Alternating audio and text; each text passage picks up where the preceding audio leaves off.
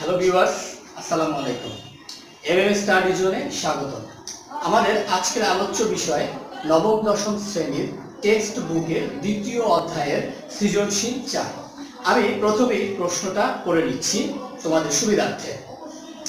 বলতে সেলিম ট্রেডার্সের ফেব্রুয়ারি 2017 এর জয়া ট্রেডার্সের নিকট নিম্নোক্ত পণ্য বিক্রয় করেন। ফেব্রুয়ারি 1 নগদে 55,000 টাকা দরে নগদে 55 টাকা দরে 115 কেজি চিনি। ফেব্রুয়ারি 7 52 টাকা দরে 56 কেজি চিনি। ফেব্রুয়ারি 15 110 টাকা দরে 35 কেজি মসুর ডাল। সেলিম ট্রেডার্স মোট বিক্রয়ের উপর 10% কারবারি বাট্টা মঞ্জুর করেন। ক রিকোয়ারমেন্ট হচ্ছে সেলিম ট্রেডার্সের মোট বিক্রয়ের পরিমাণ নির্ণয় করো। খ ফেব্রুয়ারি 1 তারিখের লেনদেনের ভিত্তিতে ক্যাশ মেমো প্রস্তুত করো। গ ফেব্রুয়ারি 15 তারিখের লেনদেনের চালান প্রস্তুত করো।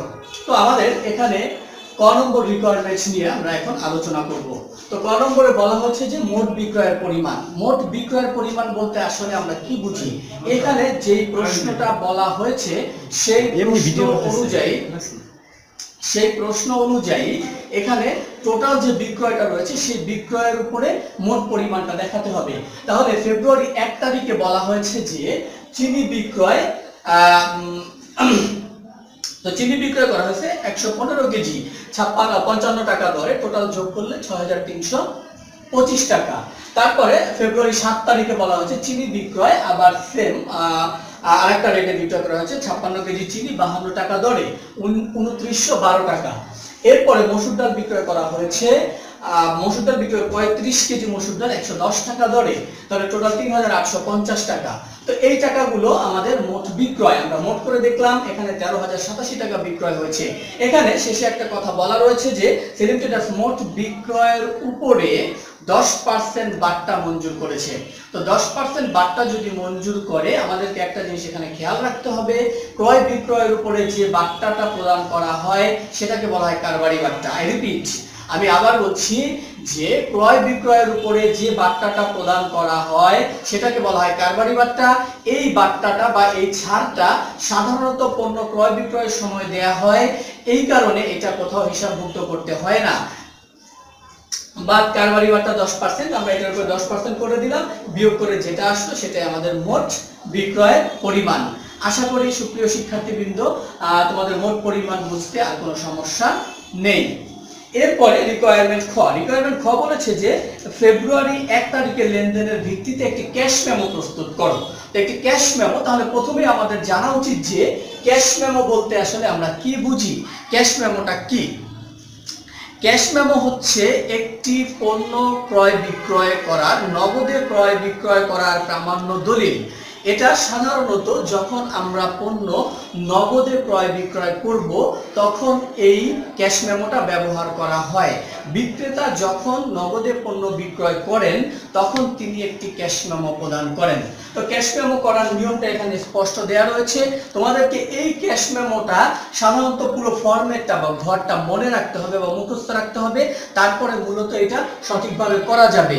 তার কারণ এইখানে যদি কোনো একটা লেখা ভুল হয়ে যায় তাহলে ক্যাশ মেমোর ফরম্যাটটা ভুল হয়ে যাবে। তো ক্যাশ মেমো সেলিম ট্রেডার্সের ছিল, আমরা ক্যাশ মেমো লিখলাম, তারিখ লিখলাম, 1 তারিখের ছিল। ক্যাশ মেমোর ক্ষেত্রে ভাউচার নম্বর লিখতে হয়, ভাউচার নম্বর এই অঙ্কে নাই, সেই কারণে আমরা এখানে দিতে পারি নাই। এরপরে ক্রেতার নাম জয়া ট্রেডার্স, এটা এখানে বলা আছে তাই আমরা দিয়েছি। ঠিকানা যে কোনো একটা দিয়ে দেওয়া যায় যদি কোনো রকমের ঠিকানার কথা বলা না থাকে। এরপরে আমাদের আরেকটা ঘর করতে হয়, এর ভিতরে ক্রমিক নং, মালের বিবরণ, দর, পরিমাণ, মোট টাকা। এবার আমাদেরকে 1 নং মানে 1 তারিখের যে লেনদেনটা হয়েছে সেটার উপরে ক্যাশ মেমো করতে বলা হয়েছে। তো 1 তারিখে চিনি বিক্রয় হয়েছিল, তাই চিনি বিক্রয় আমাদের দর ছিল 55 টাকা করে এবং পরিমাণ ছিল 115 কেজি। টোটালটা আমাদের এখানে আমরা পাই 6,325 টাকা।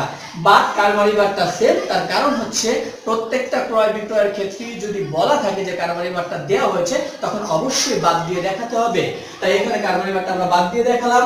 এরপর নিচে লিখতে হবে কথায় 5,000, এখানে আমাদের ব্যালেন্স যেটা আসছে 5,692 টাকা মাত্র, ক্রেতার স্বাক্ষর, বিক্রেতার স্বাক্ষর। তারপর বিশেষ দ্রষ্টব্য লেখা যেতে পারে, বিক্রিত পণ্য ফেরত নেওয়া হয় বা হয় না এগুলো লেখা হতে পারে। রিকোয়ারমেন্ট গ বলা আছে যে ফেব্রুয়ারি 15 তারিখের লেনদেন হতে চালান প্রস্তুত করে। তো চালান প্রস্তুত করার জন্য আমাদেরকে ক্যাশ মেমোর মতো বিষয়টা খেয়াল রাখতে হবে যে তাহলে চালানটা কি। চালানটা হচ্ছে পণ্য ক্রয় বিক্রয়ের একটি প্রামাণ্য দলিল। যখন পণ্য ক্রয় বিক্রয় করা হয় তখন বিক্রেতা বিক্রয়ের সময় ক্রেতাকে পণ্যের পূর্ণ বিবরণ দিয়ে একটি দলিল পেশ করে, এটা কি বলা হয় চালান। এবার এই চালানের একটি ফরম্যাট এখানে আমরা দিয়েছি। এই ফরম্যাট অনুযায়ী সব ধরনের চালান করতে হবে পণ্যের ক্ষেত্রে। তো এই ফরম্যাটটা তোমাদেরকে খেয়াল রাখতে হবে, মনে রাখতে হবে, তাহলেই চালান করা সম্ভব। তো আমাদের এই অঙ্কে যেটা বলেছে যে 15 তারিখের লেনদেনের ভিত্তিতে একটি চালান প্রস্তুত করার জন্য। তো 15 তারিখে বলা হয়েছে এখানে যে মসুর ডাল বিক্রয় করা হয়েছে। তো আমরা কমিট নং দিলাম, মসুর ডাল লিখলাম, এখানে পরিমাণ ছিল 35 কেজি আর দর ছিল 110 টাকা। টোটাল আমাদের টাকা আসলো 3850 টাকা। এবার বাদ কারবারি বাদটা, তার কারণে এই প্রশ্নে বলা আছে যে প্রত্যেকটা বিক্রয়ের ক্ষেত্রেই তার 10% কারবারি বাদটা বাদ দিতে হবে। তো বাদ 10% কারবারি বাদটা দিলে আমার টাকা আসে 385 টাকা। এটা থেকে বাদ দেওয়ার পর 3465 টাকা নিট ব্যালেন্সে।